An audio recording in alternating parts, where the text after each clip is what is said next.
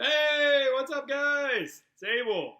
Hey, just thought I would make a little video here to help you all out with seasons a little bit. So, got some different answers from lots of people. Lots of people said it was the distance. Lots of people said it was about the rotation. There was all kinds of different things out and about. So I thought we would kind of show you what the actual right answer is. So, kind of got to do this at home here, so it's going to be a little bit iffy. We'll make it work, though. So, let's pretend this yellow basketball is the sun, okay? And this blue basketball is the earth. So, a couple things that people thought today when I got your responses was that it had to do with distance. You know, like the earth was further away during the winter, and then the earth was closer during the summer. It's a great guess, not quite right, because the earth basically stays about the same distance all the way around the sun. So it's not distance. A lot of you guys talked about the rotation of the earth, how it actually spins. Remember, the earth spins once a day. That gives us day and night. So if this Abel represents North America here, I know it's backwards for you guys, but this represents North America. This would be day, and then as this rotates around, this would be night. So that's the reason why we have day and night, is because once a day, every 24 hours, this thing spins all the way around this earth. Sit still, little feller. There we go. So, not that either. Good guesses. A lot of you guys, after doing your research, got a little bit better answers. I'm not sure if you understood exactly what it meant. But let's picture this center line of this basketball is the equator, right? And this, again, this is where the United States would be, where North America would be. So when you think about this, you have this tilt. I'm going to bring this a little closer so you guys can see. So if you think about this basketball, you think about this sun right here. Put the sun on a basket. Hang on. Come here, sun. There we go. So there's our sun. So here's our equator. So a lot of us think about the equator as being flat. Well, what really actually happens is the earth is tilted. It's tilted at about 23.5 degrees. So it has this tilt. So you can see how this equator is not flat.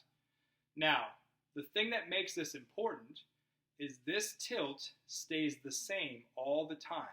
So if you notice, when I move this basketball around the sun, that makes one whole year, right? If I do that, the Abel part, the tilt, stays exactly the same. All it's doing is moving here. So if you look at this Abel, at this point right here, there's the Abel. At this point, we're getting an equal daylight on northern and southern hemisphere. So this would be either spring or fall. If you go back here, you can see how the Abel now is pointed kind of towards away. So the northern hemisphere is away from the equator. So it's a further distance from the sunlight to travel. Now, if we go back around this side, remember the earth is spinning this whole time, going around every time, 365 days a year. We kept that tilt the same. But in this case now, if you notice, the earth is tilted so that the northern hemisphere is pointed away from where it was before. So the northern hemisphere is getting less sunlight over here. That would be winter. The northern hemisphere is getting more sunlight over here. That would be summer. And so that process continues all the way around. And so again, it has to do with the tilt. But later on, I'm going to have you guys make a little model of this. Keep in mind, the tilt has to always remain the same. So you can see the equator here. You can see how it's tilting and tilting and tilting and tilting, but it's the same tilt the whole time. No matter where I am in this process of going around the sun, the tilt stays the same. You guys can see how that equator happens. And you can see at some points the northern hemisphere would be pointed towards the sun. It's closer. And then at some points, even though the tilt's the same, it's pointed away. So because of that, it gets either more or less sunlight. That makes the day longer or shorter. And so that creates the seasons. And then these lines, you think about a globe, if you have a globe at your house, you have the equator, but you also have the Tropic of Capricorn in the southern hemisphere, the Tropic of Cancer in the northern hemisphere, and that's where the sun kind of moves. So when we are pointed away, this is winter.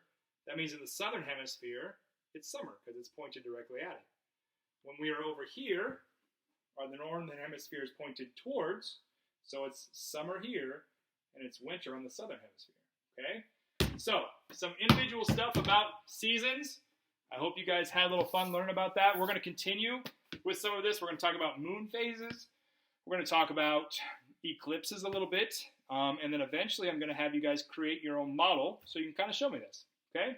Hope things are going well for all of you. If you need me, if you need anything, please reach out, email me, call me, whatever you need to do.